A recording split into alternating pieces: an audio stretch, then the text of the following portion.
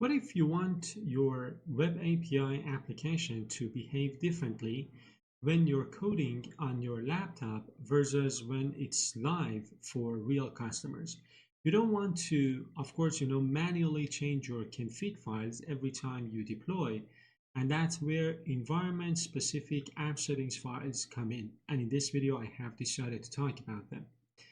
ASP.NET Core uses a layering system. The base app settings JSON file holds your shared settings, but it can be overridden. Take a look at this file. This is my base app settings file. This is the content of the file. But as I told you, it can be overridden. Now, if I take you to my app settings development file, take a look at this. So in app settings.development, we've changed the application name to include dev and set the log level to debug. This gives us a lot more detail in console while we're building features.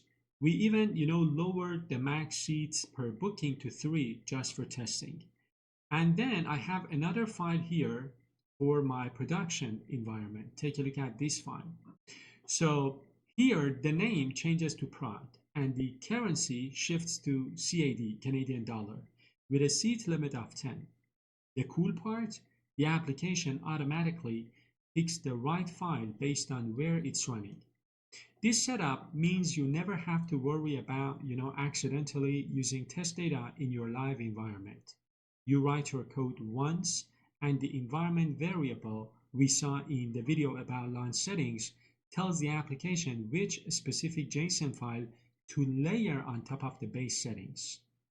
Using multiple config files is a total, game changer for professional workflows.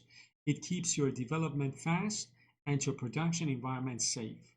And to see exactly how to set up these environments in a real-world deployment, head over to my channel, A Coder's Journey, for the full series.